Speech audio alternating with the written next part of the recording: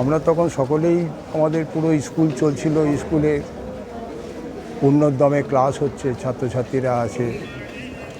বিকেল 4টের সময় তার জীবনের শেষ অন্তিম অবস্থাটা ঘটে গেল। কদিন ধরেই একটু শারীরিক অসুস্থতা তার মধ্যে ছিল এবং চিকিৎসা চলছিল, ডাক্তারের পরামর্শ অনুযায়ী ওষুধও চলছিল। কিন্তু আজকে দুপুর 2:30টার পর থেকে একটু যেন মনে হচ্ছে যে বর্দির সমস্যাটা একটু বাড়ছে।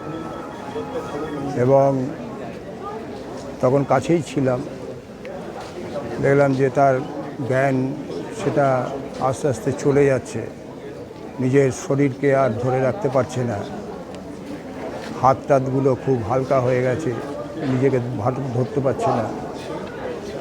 তখনই এই ধরনের একটা ঘটনা, হার্ট অ্যাটাক, হৃদরোগ, সেটা ঘটে গেল।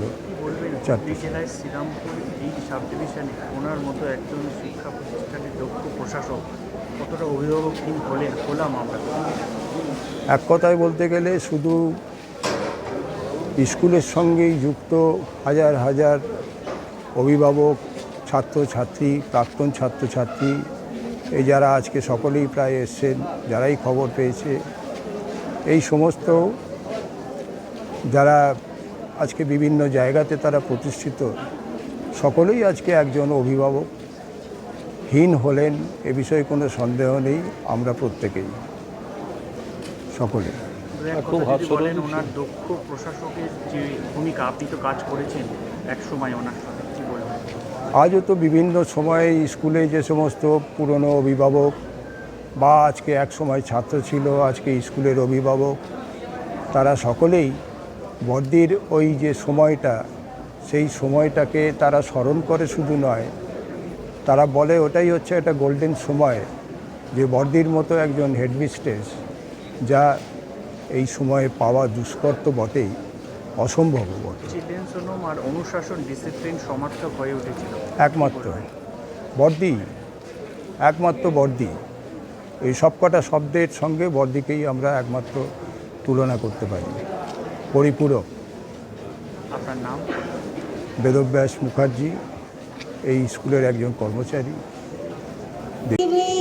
বসুন্ধরা তাহার মাঝে আছে দেশের সকল দেশের সেরা, সে যে স্বপ্ন দিয়ে তৈরি সে দেশ স্মৃতি দিয়ে ঘেরা, এমন দেশটি কোথাও খুঁজে পাবে না কো তুমি, সকল দেশের রানী সেজে আমার জন্মভূমি, সেজে আমার জন্মভূমি, সেজে আমার জন্মভূমি। আমি এইটার জন্যে প্রতি বছর অপেক্ষা করে থাকি, কারণ যাদের ছোটোর থেকে মানুষ করেছি, বড় করেছি, তাদের হাসি মুখগুলো দেখতে আমার ভীষণ ভালো লাগে। বর্ষে বর্ষে দলে দলে আসে চিলড্রেন্স হোম স্কুলে, চলে যায় তারা কলরবে, তারা কেউ ডাক্তার হয়, কেউ বা হয় ইঞ্জিনিয়ার, কেউ বা চলে যায় কর্পোরেট জগতের বড় বড় পদাধিকার বলে তলে। আমি কিন্তু বসে থাকি আমার স্কুলের মধ্যে সকলকার মুখের দিকে চেয়ে। তবে আমি খুব সৌভাগ্যবতী যে তাদের আমি ভালোবাসা পাই। আমি জানি না আর কোনো বিদ্যালয়ে কোনো বর্দি এত ভালোবাসা পাই কি না, কেননা আমার মতো ভালোবাসা কোনো বর্দিকে আমি দেখিনি তারা পেয়ে।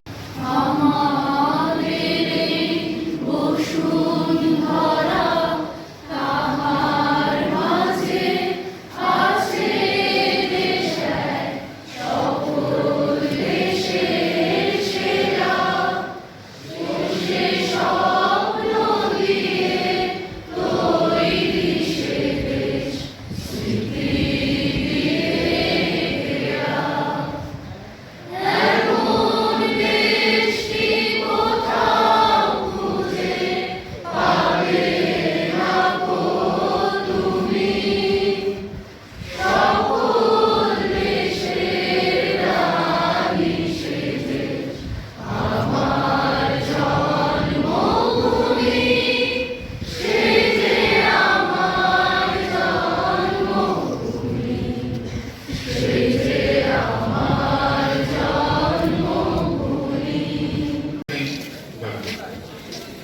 হবে, সবাই প্লিজ সামনে গিয়ে একটুখানি র্যালির মতো আপনারা।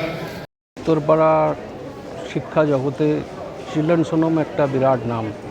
আজকে হুগলি ডিস্ট্রিক্টের মধ্যে যত ভালো রেজাল্ট প্রত্যেক বছর ধরে আমাদের চিলড্রেন সোনম থেকে হচ্ছে, ভালো স্টুডেন্টরা স্ট্যান্ড করছে, এবং এটা শুধুমাত্র সম্ভব হয়েছে আমাদের এক্স প্রধান শিক্ষিকা স্নিগ্ধা গুপ্তর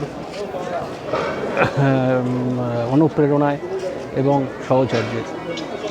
উনি অসুস্থ থাকলেও ওনার যা মানে আদেশ এবং ওনার যা শিক্ষা, আমরা স্কুল পরিচালন কমিটির, আমি প্রেসিডেন্ট হওয়ার জন্য বলছি যে স্কুল পরিচালন সমিতির সমস্ত মিটিংয়ে বর্দিকে আমরা পেয়েছি। বর্দি অসুস্থ হওয়া সত্ত্বেও আমাদেরকে গাইড করেছেন এবং স্কুলকে সুন্দরভাবে এগিয়ে নিয়ে যাওয়া, স্কুলের স্টুডেন্ট বৃদ্ধি হওয়ার পরে নতুন বিল্ডিং করানো, সমস্ত কিছুতে আমাদেরকে বর্দি যেভাবে মানসিক দিক দিয়ে সাহায্য করেছেন মানে ভাবা যায় না। আর বর্দির মতো যুগের অবসান। আর আজকে বলা যায় উত্তরপাড়া শহরের শিক্ষা জগতের একটা বিরাট বড় ক্ষতি। এই ধরনের শিক্ষাবিদ আর হবে না, কেউ দ্বিতীয়বার এই জায়গা কেউ নিতে পারবে না। আর আমি স্কুলের প্রাক্তন ছাত্র হিসেবে এটুকু বলতে পারি যে বর্দি যেভাবে সযত্নে আমাদেরকে মানুষ করেছেন, মানে আমরা তো বর্দির ইয়ংস্টটা পেয়েছি, এবং বর্দি যেভাবে মানুষ করেছে, যেভাবে আমাদের চরিত্র তৈরি করেছে, তুলনা হয় না। আমি দ্বিতীয়বার মাতৃহারা হলাম। সুপ্রিয় ব্যানার্জি।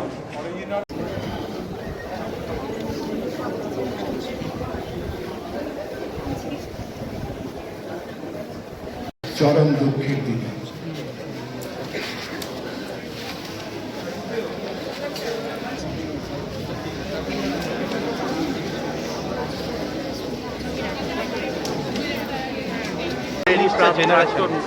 চলে গেলেন, কি বলবেন?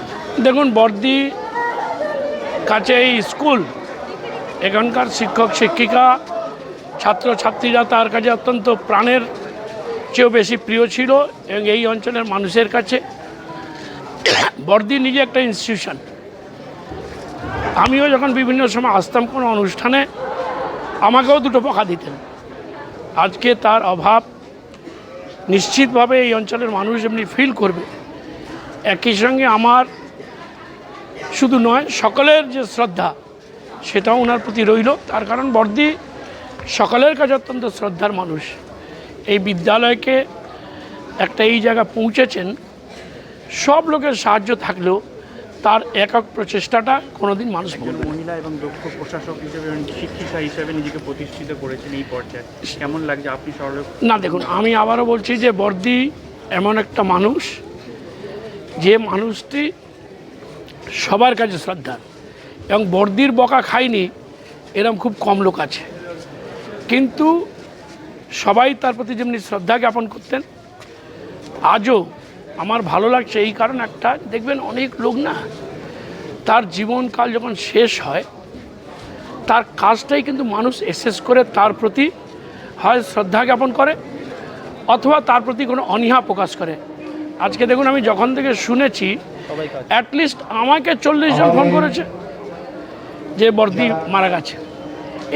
এইটা জীবনে পাওয়া অনেক বড় কথা, জীবনের পরে এটা পাওয়া অনেক বড় কথা। 44টা বছর, 44টা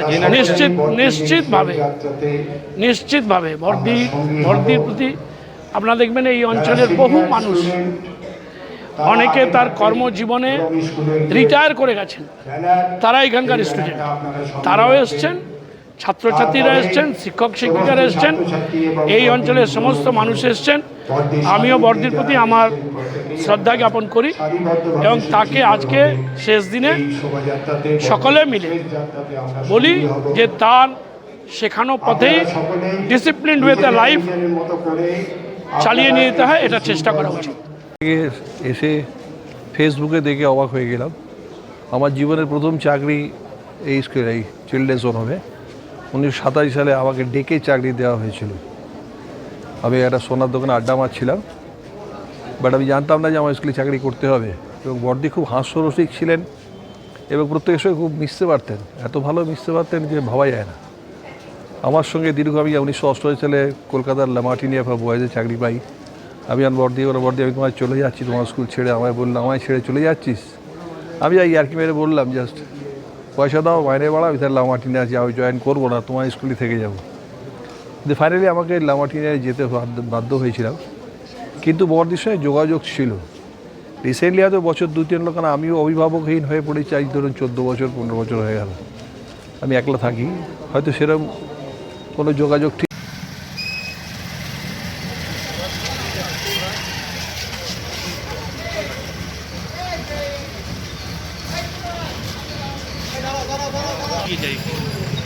উত্তরপাড়া চিলড্রেন্স ওন হোম স্কুলের সম্পাদিকা ও রেক্টর শ্রী স্নিগ্ধা গুপ্তার থেকে শুনে নেব যে তার কি অভিমত। দিদিভাই, আপনি এই ধরনের প্রদর্শনীর মাধ্যমে দর্শকদের কি বার্তা দিতে চাইছেন? আমি দর্শকদের এই বার্তায় দিতে চাইছি যে পুঁথিগত বিদ্যার বাইরেও যদি ছেলে মেয়েদের লেখাপড়ায় মন আকৃষ্ট করা যায়, সেটা হচ্ছে এই হাতে কলমের শিক্ষাটা। হাতে কলমের শিক্ষার মাধ্যমে তারা জ্ঞান লাভও করে, আর তাদের এই যে লেখাপড়া সেটা করতে ইচ্ছা করে। আমার মতে পুঁথিগত বিদ্যার বাইরে অবশ্য বলার কিছু নেই, ছাত্রছাত্রীদের এখানে কোনো দোষও পাওয়া যায় না, শিক্ষক শিক্ষিকাদেরও নয়। কারণ তো সারাটা বছরে 3-4টে করে পরীক্ষা থাকে, নানান রকম পরীক্ষার মাধ্যমে তারা সারাটা বছরই সিলেবাস শেষ করার পেছনে চলে যায়। তার জন্যে তারা এই একঘেয়েমির জন্যে তাদের লেখাপড়ার মন পাওয়া যায় না। সেই জন্যে স্বাভাবিকভাবেই দুষ্টুমিগুলো বেড়ে যাচ্ছে একঘেয়েমির জন্যে। কিন্তু আমি দেখলাম সেই দুষ্টু ছেলেগুলোই কত সৃষ্টিশীল কাজ করতে পারে আমার এই ফাংশনের মধ্যে দিয়ে, এই প্রদর্শনীর মাধ্যমে আমি দেখতে পেলাম। মূলত এই প্রদর্শনীগুলির মাধ্যমে আপনাদের উদ্দেশ্য কী? আমাদের উদ্দেশ্য হচ্ছে ছেলে মেয়েদের মধ্যে যে ভেতরের যে প্রতিভাগুলো আছে সেই প্রতিভাগুলোর টেনে বার করা। এমনিতে তো বার করা যায় না, কিন্তু ধরো ওয়াল ম্যাগাজিন কি এই প্রদর্শনী, তারপরেতে ধরো এই যে মাঝে মধ্যে আমরা স্কুলে প্রায় ফাংশন করি, একটা ছুটির সময়তেই একটা করে ফাংশন করা হয়। তার মধ্যে তাদের যে প্রত্যেকটি বাচ্চার মধ্যে নানান দিকে যে প্রতিভা আছে, যেমন গান, নাচ, আবৃত্তি এইগুলো যেমন রয়েছে, নাটক করার মধ্যেও যেমন রয়েছে, তেমনি হাতে কলমে শিক্ষার মাধ্যমে বিজ্ঞান বা অন্যান্য বিষয়গুলোর মধ্যেও তারা যে জ্ঞান আছে, তারা যে সৃষ্টিশীল কাজ করতে পারে, সেটা আমাদের ছাত্রছাত্রীরাই চোখে আঙুল দিয়ে দেখিয়ে দিল যে আমরা বকাঝকার পরেও অন্য কাজ করতে পারি। এই প্রদর্শনী কবে থেকে কবে পর্যন্ত চলবে? আমরা 4 তারিখ থেকে আজ থেকে আরম্ভ করেছি। আমাদের বিশিষ্ট বিজ্ঞানী professor doctor Dhananjay Bhattacharya open করলেন, তার সঙ্গে সব বিশিষ্ট শিক্ষাবিদরাও এসেছিলেন, প্রবীর ঘোষাল এলেন, দিলীপ যাদব এলেন, ইত্যাদি সব এসেছিলেন। এগুলো আমাদের পক্ষে আনন্দদায়ক, আর তারাও একটু আনন্দ পায়, ইন্সপিরেশন পায়। সর্বক্ষণই তো আমাদের মুখগুলো দেখছে, সেজন্য বাইরের থেকে কোনো 4-5 জন কিছু যদি আসেন বিশিষ্ট শিক্ষাবিদরা, তাদেরও আনন্দ পায় যে আমরা যে নতুন জিনিসগুলো গড়েছি তাদের মধ্যে ডিসপ্লে করা হোক, তারা দেখুক আমরাও পারি।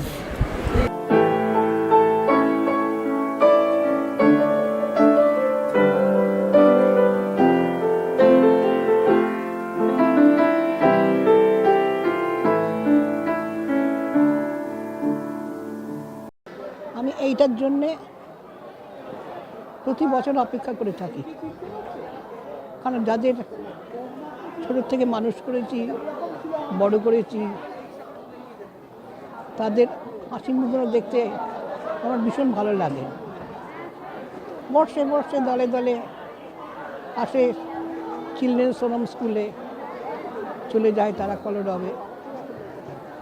তারা কেউ ডাক্তার হয়, কেউ বা হয় ইঞ্জিনিয়ার, কেউ বা চলে যায় কর্পোরেট জগতের বড় বড় পদাধিকার বলে তলে। আমি কিন্তু বসে থাকি আমার স্কুলের মধ্যে সকলকার মুখের দিকে চেয়ে। তবে আমি খুব সৌভাগ্যবতী যে তাদের আমি ভালোবাসা পাই। আমি জানি না আর কোনো বিদ্যালয়ে কোনো বর্দি এত ভালোবাসা পাই কি না, কেননা আমার মতো ভালোবাসা কোনো বর্দিকে আমি দেখিনি তারা পেয়ে।